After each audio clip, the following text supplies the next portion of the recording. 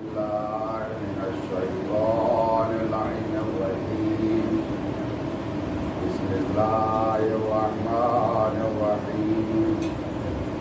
الحمد لله رب العالمين.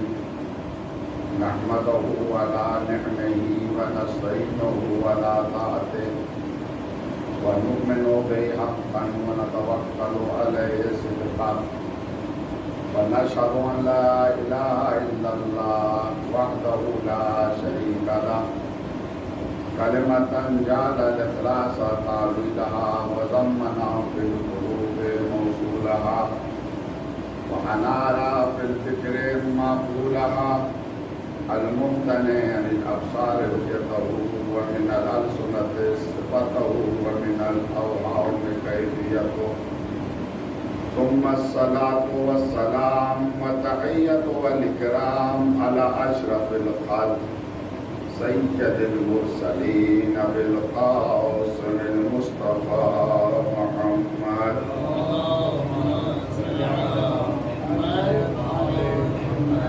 وعلى الطيبين الطاهرين ولعنة الله على أعدائهم أجمعين من يومنا هذا إلى قيام يوم الدين وبعد يوم الدين. أما بعد وقد قال الله تعالى وتبارك في كتابه الحكيم وهو أصدق الصادقين وقوله الحق. بسم الله الرحمن الرحيم. أتأمرون الناس بالبر وتنسون أنفسكم وأنتم تتلون الكتاب أفلا تعقلون. صلوات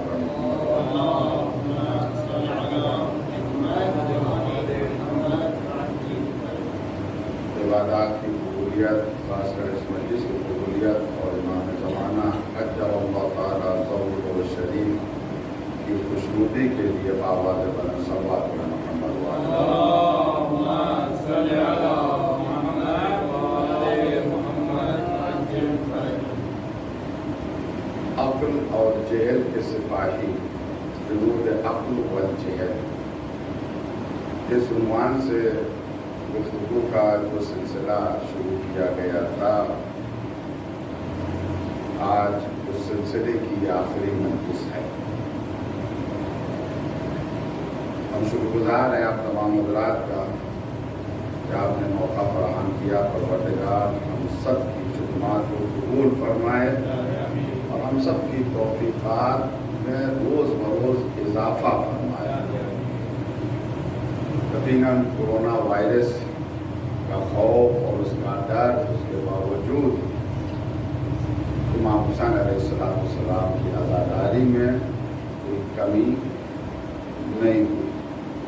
اور اگر کوئی کمی کرنا چاہے، عزادار اگر کوئی کمی کرنا چاہے تو کر بھی نہیں سکتا، نہیں کر سکتا. منتخب کیے گئے، ہمارے شاید پہلی مجلس میں عرض کیا ہے کہ انتخاب ہوا ہے. پروردگار ہر کام کے لیے اپنے بندوں میں سے کچھ لوگوں کو منتخب کرتا ہے، سلیکٹ کرتا ہے. میرا دعا یہی ہے پروردگار اگر زندگی دے اور سال آئندہ تک ہم لوگ زندہ رہیں تو اس سے بہتر طریقے سے عزاداری کریں انشاءاللہ. امام حسین کے صدقے میں، فرش عزا کے صدقے میں کورونا وائرس کے شر سے تمام عزاداروں، تمام مظلوموں، تمام انسانوں کی اللہ حفاظت کرے اور جلد از جلد اس کا علاج مومن مخلص ڈاکٹروں کے ذہنوں پر الہام فرمائے. صلوات محمد وعلی.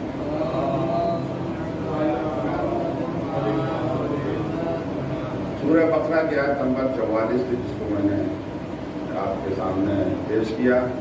أَتَأْمُرُونَ النَّاسَ بِالْبِرِّ، کیا تم لوگوں کو نیکیوں کا حکم دیتے ہو، وَتَنْسَوْنَ أَنفُسَكُمْ، مگر اپنے آپ کو بھول جاتے ہو. دوسروں سے کہتے ہو کہ اچھا کام کرو، جھوٹ نہ بولو، نماز پڑھو، تکبر نہ کرو وغیرہ وغیرہ، مگر خود عمل نہیں کرتے. حالانکہ تم کتاب خدا کی تلاوت بھی کرتے ہو. افلا تعقلون، کیا تمہارے پاس عقل نہیں ہے؟ اس کا مقصد یہ ہے جس کے پاس عقل ہے وہی شریعت کے اوپر عمل کرتا ہے. खुद भी सही रास्ते पर चलता है, दूसरों को भी दावत देता है सही रास्ते पर चलने की। ये अक्ल जिससे इंसान अच्छाई और बुराई में फर्क महसूस करता है, इसके हवाले से कुछ बातें मैं आपके सामने अर्ज कर चुका हूँ। उसूल काफ़ी की हदीस इमाम अलैहिस्सलाम ने फरमाया, इरफुल अक्ला व जुंदा, अक्ल को पहचानो और उसके फौजियों को पहचानो, जहल को पहचानो और उसके फौजियों को पहचानो। मैं कई मरतबा अर्ज कर चुका हूँ, आज आखिरी मजलिस से इस वजह से फिर दोहरा रहा हूँ कि जहल जब अक्ल के मुकाबले में आए तो ये और उसके माना है। एक मरतबा जहल इल्म के मुकाबले में आता है, एक मरतबा जहल अक्ल के मुकाबले में। अक्ल के मुकाबले में जब जहल आए तो उससे मुराद शैतानियत है, इब्लीसियत है, इंसान के अंदर जो हैवानी ख्वाहिश पाई जा रही वो है। तो इसको भी अल्लाह ने कहा कि हमने अक्ल को पैदा किया, 75 फौजी दिए अक्ल को। जहल ने भी मांगा, यानी इब्लीस ने भी मांगा, तो परवरदिगार ने 75 फौजी उसको भी दिए, जहल को दिए। मैंने पहले अर्ज किया था कि तमाम फौजियों का जिक्र नहीं हो सकता, जहाँ तक मुमकिन हो सके कुछ सिपाहियों का जिक्र किया। कल बात पहुंची थी तवक्कुल तक। अक्ल का एक सिपाही तवक्कुल है, तवक्कुल की जिद हिर्स है यानी लालच, ये सिपाही है जहल का। तवक्कुल के माना क्या था, कल मैंने अर्ज किया था, वकील से है, वकालत से है। तवक्कुल यानी अल्लाह पर भरोसा करना, तवक्कुल यानी अल्लाह के ऊपर एतमाद करना। तवक्कुल के 4 मराहिल थे, हमने वो 4 अरकान थे, वो चारों अरकान आपके सामने पेश किए। 3 मराहिल तवक्कुल के, तीनों मरहले पेश किए। अलामत तवक्कुल क्या है, पहचान क्या है, वो भी मैं कल की मजलिस में बयान करूँगा।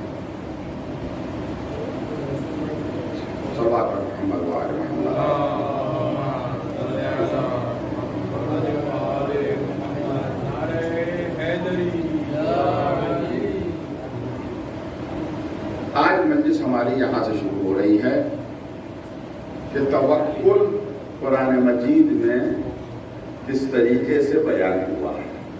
कल मैंने अर्ज किया था कि तकरीबन 70 मरतबा माते तवक्कुल मुख्तलिफ शक्ल और सूरत में इस्तेमाल हुआ कुरान मजीद 70 मरतबा। क्या मैसेज मिलेगा अगर हम कुरान की तरफ मुराजिया करेंगे, कुरान की आयतें पढ़ेंगे जिसमें तवक्कुल का जिक्र है, तो हमें क्या पैगाम मिलेगा, हमें क्या मैसेज मिलेगा। सूरह अनाम की आयत नंबर 102 है, जिसमें देखें किस तरीके से तवक्कुल का जिक्र है।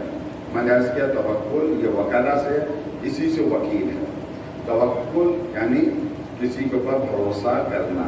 एक काम हम नहीं कर सकते हैं, किसी वजह से करने की सलाहियत नहीं, तो हम वो काम दूसरों से लेते हैं। जिससे काम लेते हैं उसे वकील कहा जाता है, और जो काम लेने वाला होता है वो मुअक्किल कहलाता है।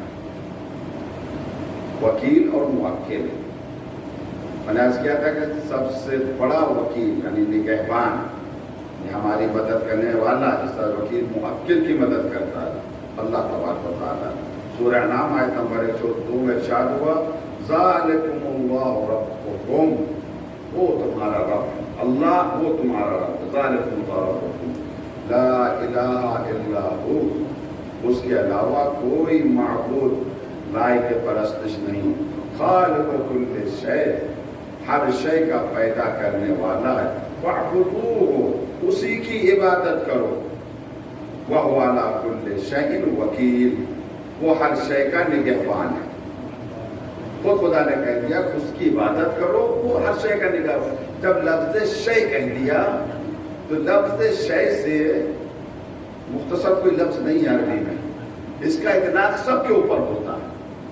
एक जर्रे से लेके सूरज तक सबके ऊपर लफ्ज़ शय का इतलाक होता है। ये जर्रा भी शय है, आफ्ताब भी शय है। हर शय का वकील यानी निगहबान अल्लाह तबारक व तआला है। सूरह मुज़म्मिल में आयत नंबर 9 में इरशाद हुआ, रब्बुल मशरिक़ि वल मग़रिब, अल्लाह मशरिक़ और मग़रिब का परवरदिगार है। لا الہ الا ہو، اس کے علاوہ کوئی معبود نہیں، فاتخذہ وکیلا، فاتخذہ وکیلا، تم اسی کو اپنا وکیل بناؤ، حکم اللہ کا، قرآن کا، اس کے علاوہ کوئی معبود نہیں، وکیل بناؤ تو اسی کو، یعنی اپنا نگہبان بناؤ تو اسی کو۔ دنیا میں اگر تم کسی کو اپنا وکیل، اپنا نگہبان، اپنا محافظ بناؤ گے تو ہو سکتا ہے وہ دھوکہ دے دے، مگر خدا کو اگر اپنا وکیل اور نگہبان بناؤ گے تو کبھی دھوکہ نہیں دے گا۔ سورہ آل عمران آیت نمبر 143 میں ارشاد ہوا۔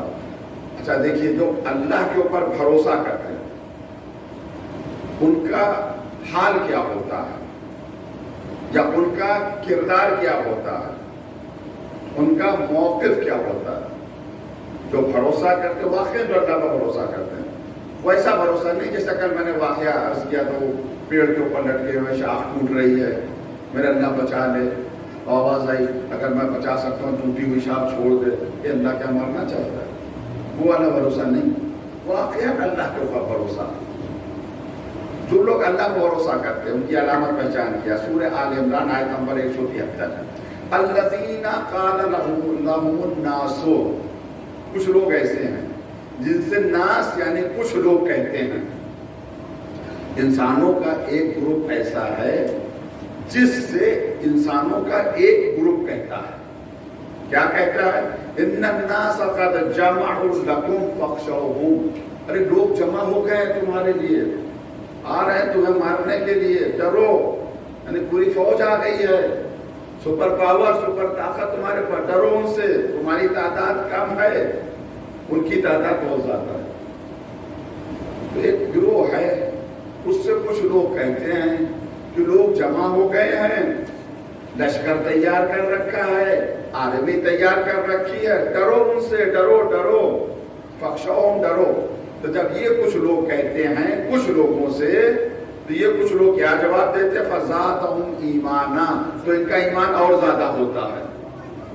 اب آپ دیکھیں کہ کچھ لوگ ایسے ہوتے ہیں جب انہیں ڈرایا جائے تو ڈر جاتے ہیں، مگر جو اللہ پر بھروسہ کرتے ہیں جب انہیں ڈرایا جاتا ہے تو اور شجاعت میں آ جاتے ہیں، وہ ڈرتے نہیں، فزادہم ایمانا، ان کا ایمان اور زیادہ ہو جاتا ہے۔ وقالوا حسبنا اللہ، یہ کہتے ہیں اللہ ہمارے لیے کافی ہے، ونعم الوکیل، اور بہترین محافظ، بہترین نگہبان اللہ۔ اس کا مقصد ہے جو اللہ پر بھروسہ کرتے ہیں وہ دشمن کی کثرت سے نہیں ڈرتے ہیں، سپر پاور سے نہیں ڈرتے ہیں۔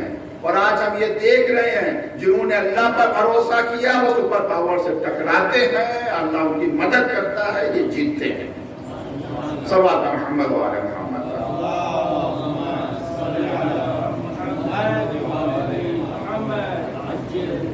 یہ تو علامت ہے اللہ پر بھروسہ کرنے والوں کی میدان جنگ کی۔ جو میدان جنگ میں آتے ہیں، میدان میں آتے ہیں تو فرار نہیں کرتے ہیں، بھاگتے نہیں میدان جنگ سے، اگرچہ دشمن کی تعداد زیادہ ہی کیوں نہ ہو، ان کے ایمان میں اضافہ ہوتا ہے، کہتے میرا رب، میرا وکیل، میرا نگہبان اللہ ہے۔ یہ بھروسہ کرنے والوں کی علامت تو میدان جنگ میں ہے۔ مسلح پر کیا ان کی علامت ہے؟ گھر میں ان کی کیا علامت ہے؟ جو اللہ پر بھروسہ کرتے ہیں۔ میں نے کل عرض کیا، آج بھی دوہرا رہا ہوں، ہم سب اپنے گریبان میں منہ ڈھانک کر دیتے ہیں کہ ہمارے اندر یہ علامت، یہ پہچان پائی جا رہی ہے یا نہیں پائی جا رہی ہے۔ وہ کیا علامت ہے؟ سورہ انفال آیت نمبر 2، انما المؤمنون الذین اذا ذکر اللہ وجلت قلوبهم، اذا ذکر اللہ وجلت قلوبهم، وجلت قلوبهم۔ مومن کون ہے؟ انما، کلمہ حصر ہے، انما حصر کیا، بس مومن یہی ہیں۔ کون ہے مومن؟ المخلدین اذا ذکر اللہ، جب اللہ کا ذکر کیا جاتا ہے، یعنی جب اللہ کو یہ یاد کرتے ہیں، وجلت قلوبہم، تو ان کے دل لرز جاتے ہیں۔ علامت ہے، کہاں پہ جاتے ہیں؟ خوف خدا سے۔ وَإِذَا تُلِيَتْ عَلَيْهِمْ آيَاتُهُ، اور جب ان کے سامنے اللہ کی آیات کی تلاوت ہوتی ہے، زادتہم ایمانا، ان کا ایمان زیادہ ہوتا، اضافہ ہوتا ہے۔ وَعَلَىٰ رَبِّهِمْ يَتَوَكَّلُونَ، اور یہ اپنے رب کے اوپر بھروسہ کرتے ہیں، تکیہ کرتے ہیں اپنے رب کے اوپر. یعنی جب اللہ کو یاد کرتے ہیں تو ان کا دل عظمت خدا سے لرزنے لگتا ہے، اور آیات خدا جیسے جیسے پڑھتے ہیں ویسے ویسے ان کے ایمان میں اضافہ ہوتا ہے. یہ ہے مومن کی علامت. منافق کی علامت کیا ہے؟ وہ جتنا آیات خدا کو سنتا ہے اتنا ہی زیادہ اس کا نفاق بڑھتا ہے. یہ ہے قرآن کی خصوصیت. آیت ایک ہی ہے لیکن مومن سنے گا تو اس کا ایمان بڑھے گا، منافق سنے گا تو اس کا نفاق بڑھے گا. قرآن کی آیت ایک ہی ہے، بالکل بارش کی طرح جو آسمان سے ہوتی ہے، اس کے قطرے گرتے ہیں. یہی بارش کا قطرہ اگر سانپ کے منہ میں جاتا ہے تو زہر بن جاتا ہے، سیب کے منہ میں جاتا ہے تو موتی بن جاتا ہے. جیسا ظرف ہوتا ہے ویسا اثر ہوتا ہے. جیسا ظرف ہوتا ہے تو جیسا اثر قرآن کا ویسے ہی اثر اہل بیت کا، ویسے ہی اثر امام حسین علیہ السلام کا. میں کوئی خطابت کی بنیاد پر تھوڑی کہہ رہا ہوں واہ واہ کے لیے، میں حقیقت آپ کو بیان کر رہا ہوں. جیسا جس کا ظرف ہوگا ویسا ہی اثر ہوگا. خواہ کہ شفا شفا ہے مگر جیسا ظرف ہوگا ویسا اثر ہوگا. یہ حقیقت ہے میرے عزیزو. ہمیں اپنے آپ کو سنبھالنے کی ضرورت ہے. اس خاک میں شفا ہے مگر ظرف تو ہو. امام حسین علیہ السلام کے خون کا ایک قطرہ بیمار کے اوپر گرتا ہے اسے شفا مل جاتی ہے. یہی خون کا قطرہ ابن زیاد کی ران کے اوپر گرتا ہے ناسور بن جاتا ہے. تو جیسا جس کا ظرف ویسا اثر. بہرحال مومن کی علامت ہے. 5ویں آیت، یہ مومن کا وہ مومن جو متوکل یعنی اللہ پر بھروسہ کرتا ہے، اس کا مرتبہ کتنا بلند ہے. سورہ آل عمران آیت نمبر 159. فَبِمَا رَحْمَةٍ مِّنَ اللَّهِ لِنْتَ لَهُمْ. یہ اللہ کی رحمت ہے میرے رسول. اللہ کی رحمت کی وجہ سے آپ کا دل نرم ہے، ملائم ہے، رحم دل ہے. ولو یہ کس کے لیے؟ اصحاب کے لیے، امت کے لیے. تو آپ بہت رحم دل ہیں. یہ آپ کے دل میں جو رحمت آئی یہ اللہ کی طرف سے آئی ہے. وَلَوْ كُنْتَ فَظًّا غَلِيظَ الْقَلْبِ لَانفَضُّوا مِنْ حَوْلِكَ. اگر آپ سخت مزاج ہوتے، تند مزاج ہوتے، نعوذ باللہ بد مزاج ہوتے تو یہ آپ کو چھوڑ کر چلے جاتے. آپ کے پاس نہیں. پیغمبر بہت نرمی سے گفتگو کرتے تھے، بہت ملائمیت سے گفتگو کرتے تھے، اچھے طرح سے گفتگو کرتے تھے. اگر سختی سے گفتگو کرتے تو عرب چھوڑ کے چلے جاتے تھے. فاعف عنہم، انہیں معاف کر دیجیے.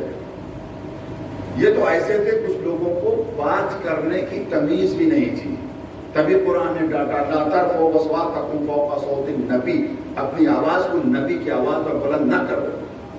یہ شور مچاتے تھے پیغمبر کے سامنے. تمیز نہیں تھی ان کو نبی سے بات کرنے کی. تبھی قرآن نے ان کو ڈانٹا. فاعف عنہم، معاف کر دیجیے ان کو. واستغفر لہم، ان کے لیے دعا بھی کیجیے، ان کی مغفرت کے لیے دعا بھی کیجیے. وشاورہم فی الامر، اور جو امور ہیں ان میں مشورہ بھی کر لیا کیجیے ان سے، تاکہ یہ بھی سمجھیں کہ ہم کچھ ہیں. یہ مشورہ بہت یہ ہے. اللہ نے حکم دیا اپنے پیغمبر کو کہ ساتھ میں مشورہ کر لیا کیجیے. ہاں فَإِذَا عَزِمْتَ، ہاں جب آپ عزم کر لیں، عزمت ارادہ کر لیں، فیصلہ کر لیں، فَتَوَكَّلْ عَلَى اللَّهِ، اب اللہ کے اوپر بھروسہ کریں. اب مشورے کی ضرورت نہیں ہے. ادھر آپ نے فیصلہ کر لیا، اب اللہ کے اوپر بھروسہ کریں.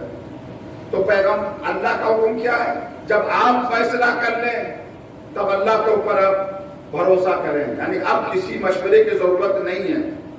تو جب اللہ کا رسول فیصلہ، یعنی مشورے کی ایک حد ہے. توجہ چاہ رہا ہوں میرے عزیزوں، مشورے کی ایک حد ہے، انتہا ہے. مشورہ ختم ہو جاتا ہے فیصلے رسول تک. جب رسول فیصلہ کر دے اب کوئی مشورہ کی ضرورت نہیں ہے، نہ مشورے کی کوئی اہمیت ہے.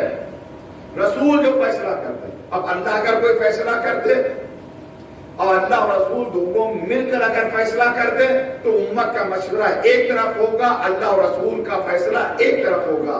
غدیر میں اللہ رسول کا فیصلہ ہوا تھا، اس کا اعلان ہوا تھا، یہاں مشورے کی کوئی ضرورت نہیں ہے کہ بیٹھ کر جو ہے وہ مشورہ کر لیں ہم جسے چاہے اپنا رہبر نمائندہ، نہیں، یہ فیصلہ تھا، اس وجہ سے یہاں مشورہ نہیں ہے یہاں پر۔ ہاں مرتبہ کیا ہے؟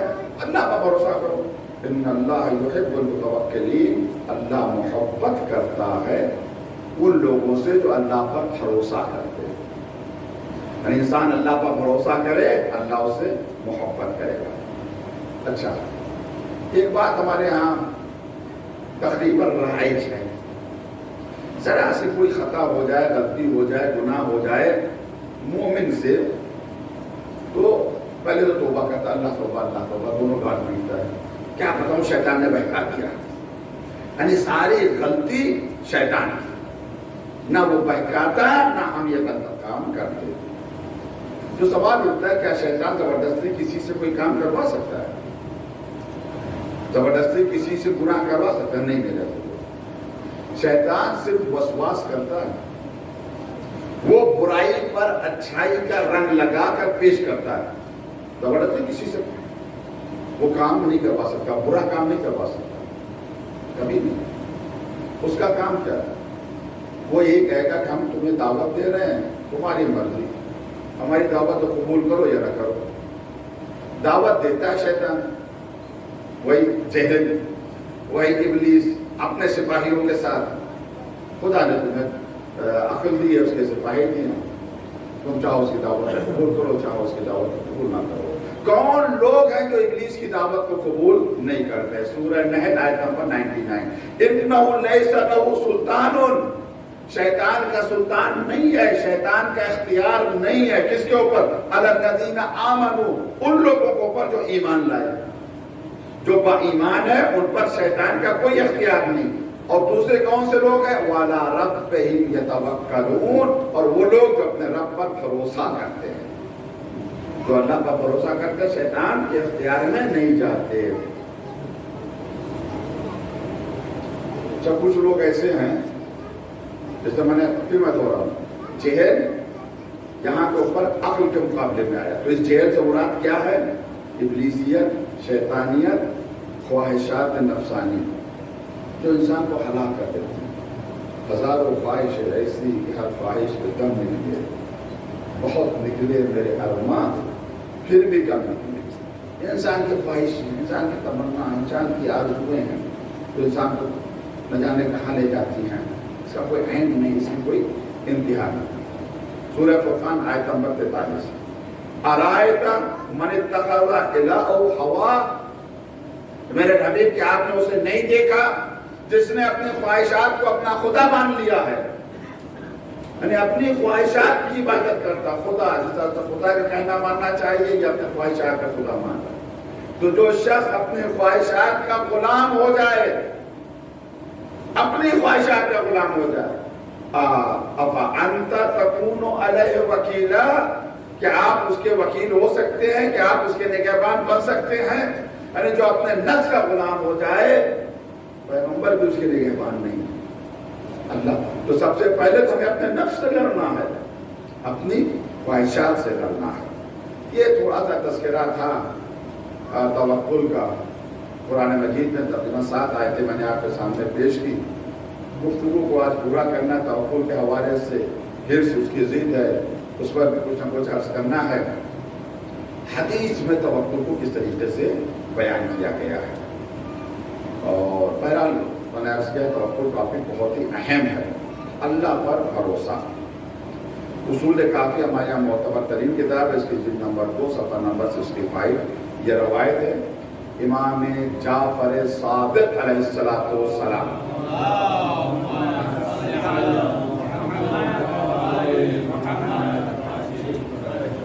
دو لوگوں کے پیچھے انسان بھاگتا ہے، کتنے ہیں سب؟ دولت اور عزت، یہی تو پیسہ مل جائے، دولت لینا، بے نیازی، ہم کسی کے محتاج نہ ہو، جو چاہے وہ حاصل کر لیں، ایک، اور دوسرے عزت ملے۔ اور جب دونوں میں ٹکراؤ ہوتا ہے تو عقل مند دولت کو چھوڑ دیتا ہے، عزت کو لے لیتا ہے، ذلیل وہ عزت کو چھوڑ دیتا ہے، دولت کو لے لیتا ہے. یہ تو دو چیزوں کے پیچھے انسان دوڑتا بھاگتا ہے، بے نیازی، دولت یعنی بے نیازی اور عزت. اب اسی کو، اس بات کو ذہن میں رکھیں اور چھٹے امام کے حدیث سنیں.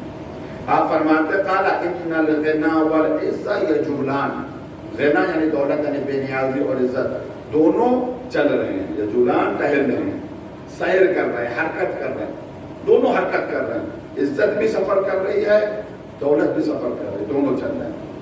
فَإِذَا ظَفِرَ بِمَوْضِعِ تَوَكُّلٍ أَوْ تَنَامٍ، اور چلتے چلتے جب دونوں توکل تک پہنچتے ہیں تو توکل کو اپنا وطن بنا لیتے ہیں.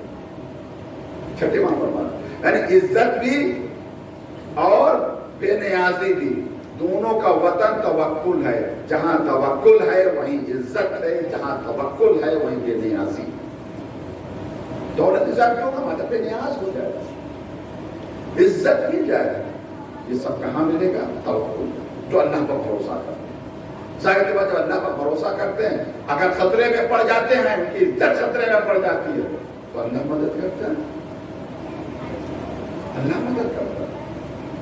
میں واقعہ آپ کے سامنے آپ کو بہت ہی اختصار کے ساتھ، ایک بادشاہ کی سواری جا رہی تھی، لوگ سڑک پہ کھڑے تھے استقبال کے لیے، چھت کے اوپر لوگ کھڑے ہوئے تھے تماشا دیکھنے کے لیے. بادشاہ کی نظریں پڑی، دیکھا ایک آدمی ایک بوتل لیے ہوئے اور اس میں پانی کے چند قطرے ہیں، پانی کے چند قطرے ہیں، اور وہ بوتل کو ٹیڑھی کر رہا ہے، اور جیسے پانی کے قطرے گرنے والے ہوتے ہیں پھر وہ بوتل کو سیدھا کر لیتا ہے. یہ قطرے جو ہے وہ نہیں گرتے ہیں. بادشاہ نے دیکھا، وزیر نے کہا اس آدمی کو بلاؤ اور اس کی جو ضرورت ہے اسے پورا کر دو. حضور آپ کو کیا پتا ہے ضرورت مند ہے؟ مجھ سے مانگ رہا ہے. کیا مانگ رہا ہے؟ اس نے تو کچھ نہیں کہا، وہ اتنی دور آپ یہاں کوئی بوتل دکھا رہا ہے. کہا یہ کہہ رہا ہے ہم سے کہ جس طریقے سے اس بوتل میں کچھ نہیں بچا، صرف پانی کے چند قطرے ہیں، وہ بھی گرنے والے ہیں، ویسے ہماری عزت صرف چند قطروں کی طرح وہ بھی جانے والی ہے. دیکھیے جو اللہ، اس نے نہیں مانگا، بھیک نہیں مانگی، صرف ایک اشارہ کیا. اس اشارے کو پروردگار نے بادشاہ کو سمجھا دیا. تو اللہ کا بھروسہ کرتا ہے وہ نہ کبھی ذلیل ہوتا ہے نہ کبھی فقیر ہوتا ہے. صلوات محمد وعلی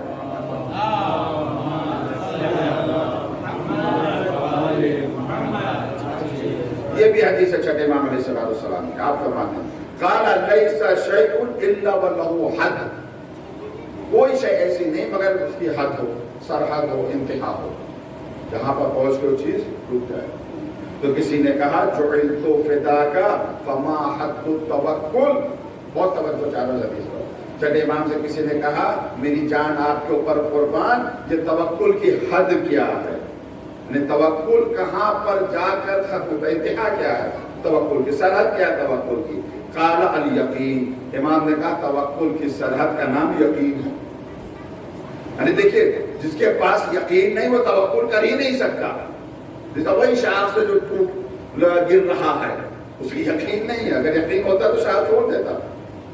توکل کی حد کا نام یقین ہے. پھر راوی کہتا قلت فما حد الیقین، یقین کی حد کیا ہے؟ امام فرماتے قال ان لا تخاف مع اللہ شیئا، یقین کی حد یہ کہ اللہ کے علاوہ کسی سے نہ ڈرو، صرف اللہ سے ڈرو، اس کے علاوہ کسی نہ ڈرو. توکل کی حد یقین، یقین کی حد کسی سے نہ ڈرو سوائے اللہ کے.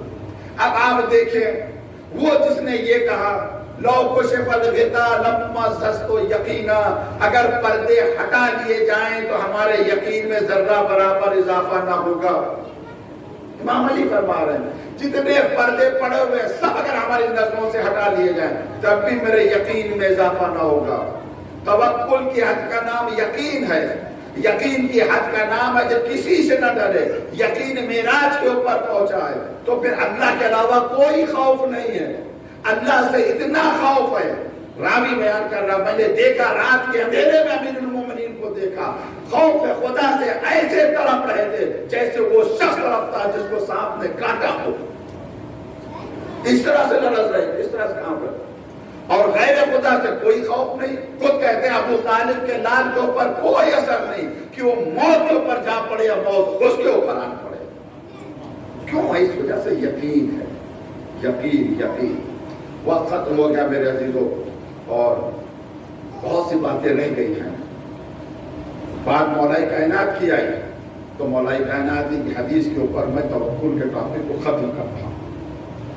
یہ حدیث کہاں کی؟ حدیث معراج ہے. سبحان الذي اسرا بعبده ليلا من المسجد الحرام الى المسجد الاقصى الذي باركنا حوله لنريه من آياتنا. معراج پہ کون تھا؟ میں کسی مجلس میں عرض کر چکا ہوں، راز کی باتوں کے لیے بلایا. تو معراج کی حدیث کون بیان کرے گا؟ یا تو رسول اللہ بیان کریں گے، یا وہ بتائے گا جو رسول اللہ سے جس نے یہ کہا ہو اے اللہ کے رسول معراج کے واقعات آپ بیان کریں گے یا میں بیان کروں؟ جو تھا تو فرش پر مگر عرش کا نظارہ کر رہا تھا. امام علی علیہ السلام فرماتے ہیں کیا کہ پیغمبر اسلام حضرت محمد مصطفیٰ صلی اللہ علیہ وآلہ وسلم معراج میں آپ نے پروردگار سے سوال کیا، پوچھا سال ربہ، اپنے رب سے سوال کیا لیلۃ المعراج. فقال یا رب، پیغمبر نے کہا اے میرے پروردگار، ای الاعمال افضل، سب سے افضل عمل بتا دے کیا ہے جو میری امت کرے میں کروں. مقصد یہ تھا سب سے افضل عمل بتا دے. اللہ تبارک و تعالیٰ نے جواب دیا. فقال اللہ تعالیٰ لیس شیء افضل عندی من التوکل علیہ، سب سے افضل میرے نزدیک یہ ہے کہ میرے اوپر لوگ بھروسہ کریں. وَالرِّضَا بِمَا قَسَمْتُ، اور جو میں نے قسمت دے دی ہے اس پر راضی رہیں، ہماری تقسیم پر راضی رہیں. ایک یہ، اور دوسرے ہم پر بھروسہ کریں. اس سے بڑھ کر سب سے بہترین اور افضل عمل کا نام کہ اللہ پر بھروسہ کیا جائے. اور جو اللہ پر بھروسہ کرتا ہے اللہ ہر لمحے اس کے ساتھ رہتا ہے، اس کی مدد کرتا ہے. صلوات محمد وعلیہ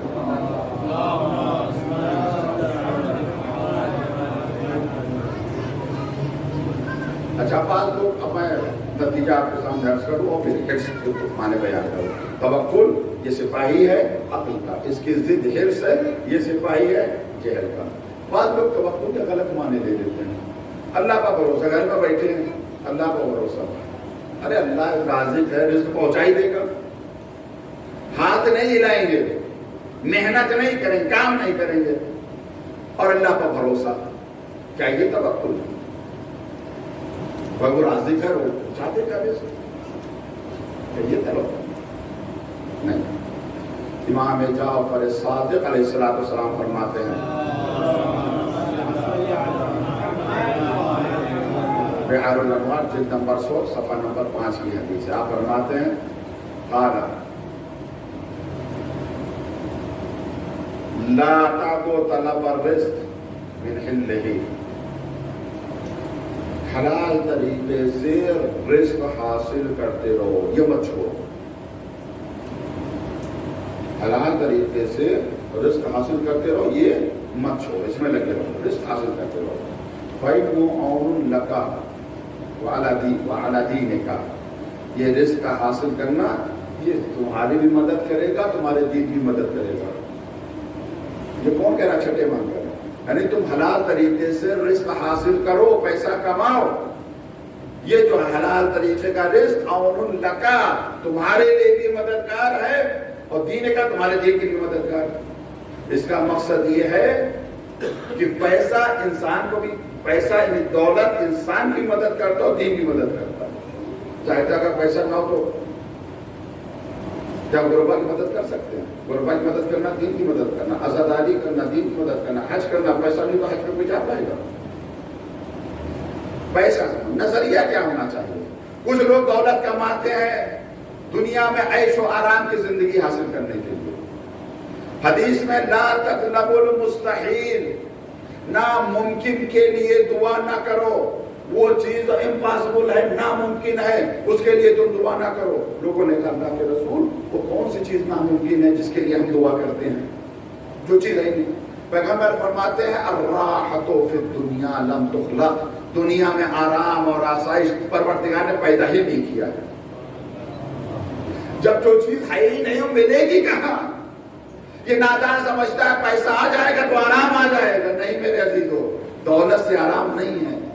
تو ہے ہی نہیں، پروردگار نے پیدا ہی نہیں کیا آرام کو دنیا میں. جن کے پاس پیسہ ہے پوچھ لیجیے جا کے ان سے، کتنی آرام ہے ان کے پاس. آرام ہے ہی نہیں، نہ امیر کے پاس نہ غریب کے پاس. آرام کے پر لم تخلق، پیغمبر نے فرمایا خلق، راحت کہاں ہے، آرام کہاں ہے؟ جنت میں.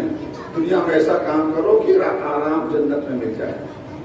چلا تو حلال طریقے سے پیسہ کماؤ، کماؤ کماؤ پیسہ، منع نہیں کیا گیا، مگر حلال طریقے سے. یہ دولت تمہیں بھی فائدہ پہنچائے گی، تمہارے دل بھی فائدہ پہنچائے گی. اچھا اس کے بعد وَأَقِلْ رَحْلَتَكَ وَتَوَكَّلْ، یہ عجیب جملہ امام نے فرمایا. وَأَقِلْ، اپنے سواری کو باندھو پھر اللہ پر بھروسہ کرو. نہیں دیکھیں توکل کیا ہے. ایک شخص مدینے میں آیا، آنے کے بعد پیغمبر سے ملنے کے لیے مسجد میں گیا. مسجد سے باہر آیا تو دیکھا اس کا اونٹ جو ہے لاپتہ ہو گیا. چلا گیا، یا رسول اللہ اونٹ چوری ہو گیا. چلا گیا کہاں باندھا تھا؟ یا رسول اللہ میں نے تو باندھا ہی نہیں تھا، اللہ کے بھروسے چھوڑ دیا تھا. پیغمبر نے کہا پہلے اونٹ باندھو پھر اللہ پر بھروسہ کرو. پہلے اسباب حاصل کرو پھر اللہ پر بھروسہ کرو. صلوات محمد و آل محمد.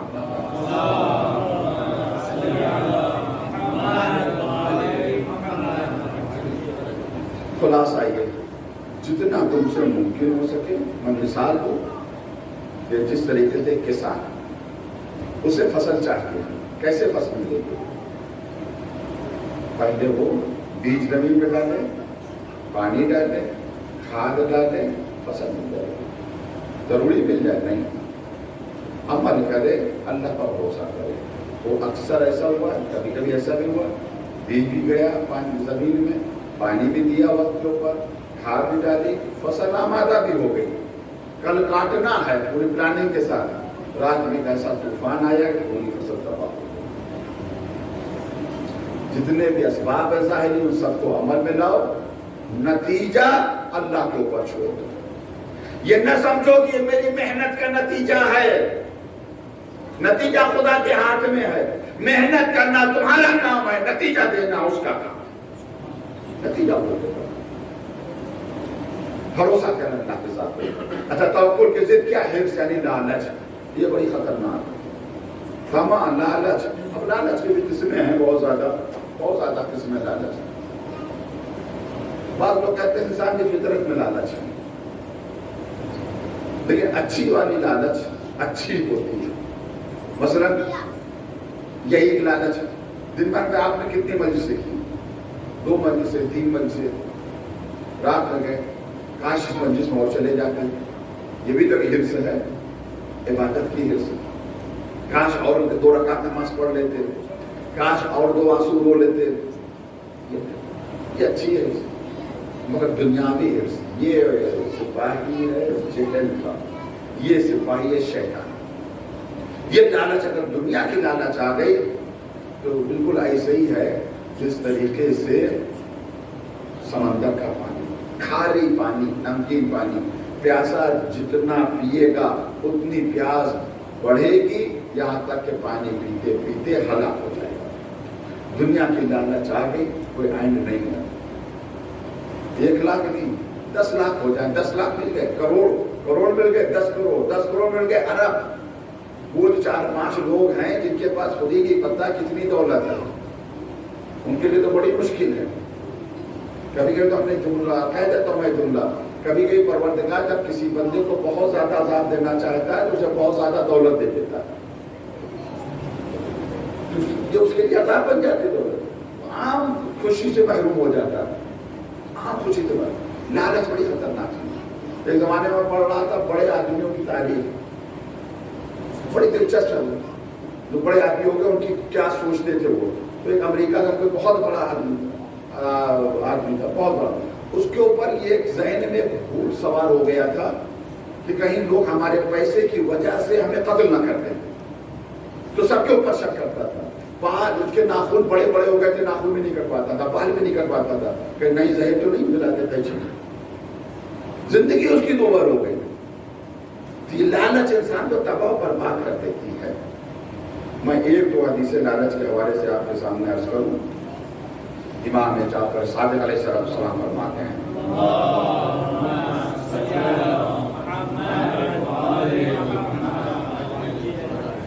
سب سے بڑا آدمی کون ہے؟ سب سے بڑا آدمی کون ہے؟ کون بتا رہا ہے؟ چھٹے امام فرما رہے ہیں، آپ فرماتے ہیں اغنى الغنى من لم يكن للحرص اسیرا، سب سے بڑا آدمی وہ ہے جو لالچ کا قیدی نہ ہو، حرص کا قیدی نہ ہو۔ اس سے بڑا آدمی کوئی نہیں جس کے اندر لالچ نہیں پیدا ہے۔ بات تو ایسے ذرا سے کوئی نقصان آ گیا تجارت میں، گھبرا جاتے ہیں، پریشان ہو اور اتنا نقصان ہو جائے، کیا فائدہ؟ یہ دولت کس نے دی؟ اللہ نے دی تھی، نتیجہ سے آج اس نے لے لی، جب دی تھی شکر کیا، لے لی تو صبر کیا۔ قیدی نہ بنے، قیدی اگر بن گئے تو مشکل ہو جائے گی، دنیا میں مشکل ہوگی، آخرت میں مشکل ہوگی۔ دوسری حدیث، یہ بھی چھٹے امام علیہ السلام سے کہا، اچھا حدیث دو چیزوں سے محروم ہوتے ہیں تو دو چیزیں اسے مل جاتی ہیں۔ یہ عجیب حدیث ہے چھٹے امام، لالچی شخص دو چیزوں سے محروم ہوتا ہے تو دو چیزیں حتماً اسے مل جاتی ہیں۔ امام فرماتے حرم الحریص خصلتین، دو چیزوں سے حریص محروم ہوتا ہے، لزمت خصلتان، تو دو صفتیں اس کے لیے لازم ہو جاتی ہیں۔ حرم القنا فافتقد الراحہ، حریص قناعت سے محروم ہو جاتا ہے، قناعت تو نہیں ہوتی، قناعت یعنی قانع ہو گیا انسان، پروردگار جو دیا بہت دیا، شکر ہے، یہ قانع ہو گیا، دو روٹی کے قانع ہو گیا۔ آپ نے سنا ہوگا جناب ابو ذر ایمان کے 9 درجے پر اور جناب سلمان فارسی ایمان کے 10 درجے پر، یہ فرق کیسے آیا ایک درجے پر؟ کئی اعتبار سے آیا فرق، کچھ نہ کچھ تو دونوں میں فرق تھا، کچھ نہ یہ واقعہ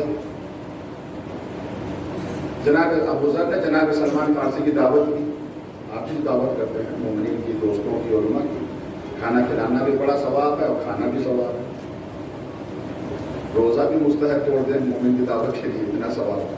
تو ابو ذر نے دعوت کی سلمان کی، ماشاء اللہ سے ہم لوگوں کی دعوت میں، آپ کی دعوت میں سب کچھ ہوتا ہے، دسترخوان پہ مرغ ہوتا ہے، بریانی ہوتی، سب کچھ ہوتا ہے۔ یہ صحابی رسول کی دعوت کیا تھا؟ روٹی تھی، سوکھی روٹی، کچھ دسترخوان پر رکھی جاتی، اب سوکھی روٹی تو نہیں کھائی جاتی۔ سلمان ابو ذر کو، سلمان نے ابو ذر کی دعوت کی، بہرحال جناب ابو ذر نے کہا کاش تھوڑا سا نمک ہوتا تو کھانے میں مزہ آ جاتا۔ یہ تو فطری بات ہے، نمک اور روٹی کی بڑی بات تو نہیں ہے، اب کیا کریں؟ یہ جناب سلمان نے دعوت کی ابو ذر کی، اب مہمان نے کہا نمک کہاں سے لائیں؟ کچھ نہیں، اور ہوتا تو پڑوسیوں سے بھیک مانگ لیتا، مگر تو علی کے در کے غلام ہیں، یہ سر کٹاتے ہاتھ نہیں پھیلاتے کسی سامنے، اسے شریعت میں ہے بلا ضرورت کسی کے سامنے ہاتھ پھیلانا حرام ہے، جائز نہیں ہے۔ اگر تمہارے سامنے کوئی ہاتھ پھیلا دے تو تمہاری ذمہ داری ہے کہ سائل کو چھڑکو نہیں، محروم نہ کرو۔ یہ اللہ کی نعمت ہے کہ کوئی تمہارے در پر آئے سوالی بن کر۔ امام حسین کا یہ ارشاد ہے کہ لوگوں کا حاجتیں لے کر تمہارے پاس آنا اللہ کی نعمت ہے، انکار کر کے اللہ کی نعمت کو نہ ٹھکراؤ۔ کوئی لوٹا تھا ان کے پاس، وہ لوٹے کو گروی رکھا اور نمک لے کر آئے، تو انہوں نے کھایا تو شکر کیا جناب، اللہ کا شکر ہے کہ ہم لوگ کانے ہیں۔ تو سلمان کہتے ہیں کہ کہاں کی قناعت، اگر قناعت ہوتی تو میرا لوٹا کیسے گروی ہو جاتا، روٹی نہ کھاتے تھے، کتنا کھانے فرق ہے۔ تو اگر کوئی شخص کانے نہیں ہے تو وہ راحت آرام چھوٹ جاتا، ختم راحت آرام اسے مل ہی نہیں سکتا۔ لالچی شخص اسے کبھی آرام نہیں مل سکتا، کبھی لالچ ذرا سے، ارے کروڑوں کا اس کے پاس ہو بینک میں، لیکن اگر 100 روپے کا بھی نقصان ہو جائے تو اس کو تکلیف ہوگی، یعنی آرام نہیں ہوگا، ہوتا نہیں ہوتا جاتا، تکلیف ہو گیا، آرام نہیں ہوگا۔ وہی کہتے ہیں کہ اور ملکنا افتقد رہا، قناعت سے محروم ہو گیا تو راحت چلی گئی. وَحُرِمَ الرِّضَا فَافْتَقَدَ الْيَقِينَ. راضی نہیں رہتا ہے. رضا سے محروم ہو جاتا ہے لالچی شخص. جب رضا سے محروم ہو جاتا ہے لالچی شخص تو اس یقین سے بھی ہاتھوں بیٹھتا ہے, اسے یقین نہیں ملتا. پروردگار ہم سب کو اتنی توفیق دے کہ ہم صحیح راستے کو پر چل سکیں. میں نے گھڑی نہیں دیکھی, 12 بجے تک کہا گیا تھا, 1 بجے تک 1 بج گیا. چند جملے مسائل میں عرض کرنا چاہتا ہوں. پوری مجلس کا خلاصہ یہ, پروردگار ہم سب کو عقل دے رکھی, پروردگار کی توفیق دے کہ زیادہ سے زیادہ عقل کے فوجی ہمارے پاس ہوں. میں نے عرض کیا تھا کہ 75 کے 75 فوجی ہمیں نہیں مل سکتے. صرف انبیاء کے پاس ہے, اولیاء کے پاس ہے, ائمہ کے پاس ہے, یا وہ اس مومن کے پاس 75 فوجی ہوں گے جس کا امتحان اللہ تبارک و تعالیٰ نے لے لیا ہے. کربلا والے ان کے پاس عقل کامل تھی, تبھی تو ڈرے نہیں تھے, تبھی تو گھبرائے نہیں تھے. نہ جتنی مصیبتیں کربلا میں آئی سب ڈر جاتے, سب گھبرا جاتے, مجھے نہیں ڈرے کربلا والے. آج 11 محرم منسا تھا, 12 محرم. ہم لوگوں کے یہاں ایک طریقہ ہے کیا, جب ان کی موت ہو جاتی ہے تو سیوم کرتے ہیں, تیجا کرتے ہیں, سیوم کرتے ہیں. کسی کی موت ہو جاتی ہے سیوم کیا جاتا ہے. آج امام حسین کا سیوم. اسیران کربلا کوفہ پہنچ رہے ہیں, کوفہ پہنچ رہے ہیں. کس طریقے سے کوفہ پہنچ رہے ہیں وقت نہیں میرے عزیزوں. تو واقعات تاریخ میں نقل ہو گئے ہیں کہ جب ظالموں نے چوتھے امام کو ایک لاغر اونٹ کے اوپر بٹھایا ہے تو کمزوری کی وجہ سے چوتھے امام اونٹ کے اوپر سمجھ نہیں پا رہے تھے.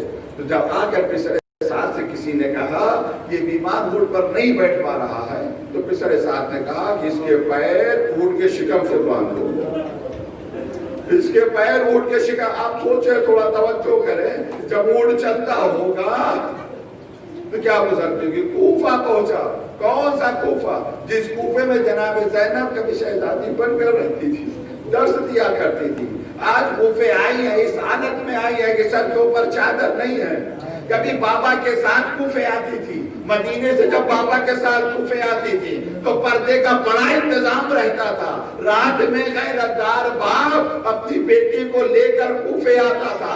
آج یہی بیٹی آئی ہے, سر پر چادر نہیں. عجب نہیں نہ جب کر رکیا ہوا آواز دیو بابا تمہاری زینب کوفے آ رہی ہے, سر کے اوپر چادر نہیں. اجر اللہ. آج سیومہ ایک روایت کے مطابق آج شہداء کے لاشیں بھی دفن ہوئے ہیں. بنی اسد کی عورتیں جب آئیں دیکھا نور نکل رہا ہے, واپس گئیں, اپنے مردوں کو غیرت دلائی اور کہا جاؤ فرزند رسول کا جنازہ دفن کرو. اور بنی اسد آئے ہیں لیکن پہچان نہیں پا رہے ہیں کون لاشا کس کا ہے. کیوں؟ کچھ لاشیں ایسی ہیں کہ جن کے اوپر لباس نہیں, سر نہیں, حیرت میں ہیں. کون حسین کا لاشا ہے, کون صحابی کا لاشا ہے. ناگاہ بنی اسد نے دیکھا ایک سوار چلا رہا ہے, یہ ڈر گئے. آنے والے نے کہا بنی اسد ڈرو نہیں, اے بنی اسد ڈرو نہیں, میں تمہیں بتا رہا ہوں کس کا لاشا ہے. وہ آنے والا سوار اترا, بنی اسد سے کہا کہ یہ جو نشیب میں لاشا ہے, جو ٹکڑے ٹکڑے لاشا ہے, یہ لاشا میرے بابا کا ہے. بس سید سجاد کا ذرا مٹی تو ہٹانا. مٹی ہٹائی, ایک قبر پہلے سے تیار تھی. سید سجاد نے حسین کو اس قبر میں لٹا دیا, اصحاب کو دفن کر دیا, علی اکبر کو بہتیا نے دفن کر دیا, حبیب بن ظاہر کو الگ دفن کر دیا. سب جب دفن ہو گئے تو کسی نے کہا ایک لاشا فرات کے کنارے ہے. سید سجاد فرات کے کنارے ہے. چچا کے لاشے کو دیکھا, یا اماں اے چچا کاشا بازار کوفہ میں دیکھتے, اے چچا ماں بہن نے سر برائے نہ دی. بدلا دارو سید سجاد نے لاشا اٹھانا چاہا مگر لاشا ٹکڑے ٹکڑے تھا. ایک چٹائی منگائی, عباس کے لاشے کے ٹکڑے چٹائی میں رکھ کے دفن کر دیا. اب سمجھے کہ عباس نے جو وصیت کی تھی, اے میرے مولا میرے جنازے کو خیمے میں نہ لے جائیے گا, کیوں وصیت کی؟ سمجھ رہے تھے لاشا ٹکڑے ٹکڑے ہے, حسین کیسے ان ٹکڑوں کو خیمے میں لے. سيعلم الذين ظلموا يوم ينقلبون إنا لله وإنا إليه راجعون لا يدخل ظاهرا وديا وباليا وبنيا وسر المستودعين پروردگار ہماری عبادت کو قبول فرما دنیا میں جہاں کہیں اہل بیت کے چاہنے والے سب کی جان و مال عزت و آبرو کی حفاظت فرما پروردگار کے واسطہ محمد و آل محمد کا کورونا وائرس کے شر سے تمام مومنین مومنات عزادار مظلوم انسانوں کی حفاظت فرما پروردگار جو ہماری آخری مجلس ہے پروردگار اس ورش کی ہم سب کی اس خدمت کو قبول فرما بانیان مجلس کی توفیقات میں اضافہ فرما شرکت کرنے والے نوحہ پڑھنے والے بچوں نے جو مرثیہ اور نوحہ پڑھا جو ماتم کیا جو عزاداری کیا خواتین نے جو زحمتیں کی پروردگار بہترین اجر دین و دنیا میں عطا فرما پروردگار سے واسطہ محمد و آل محمد کا مظلومین عالم کی مدد فرما ظہور ایمانداروں میں تاجید فرما ہمیں اپنی توفیق اپنے ماں پہچان سے کوئی اطاعت کر سکتا اللہ تقبل منا انک انت السمیع العلیم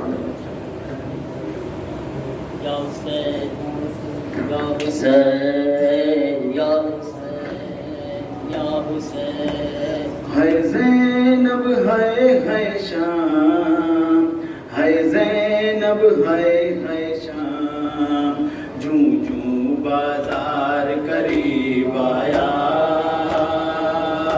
زینب کو غازی یاد آیا زینب کو غازی یاد آیا جوں جوں بازار قریب آیا زینب کو غازی یاد آیا زینب کو غازی یاد آیا ہاتھوں سے یا پھر بالوں سے چہرے کو چھپا لے شہزادی یہ شام سحر کی گلیاں ہے دل تھام لے آقا زادی فضا نے جب یہ بتلایا زینب کو غازی یاد آیا جوں جوں بازار قریب آیا زینب کو غازی یاد آیا ماحول شراب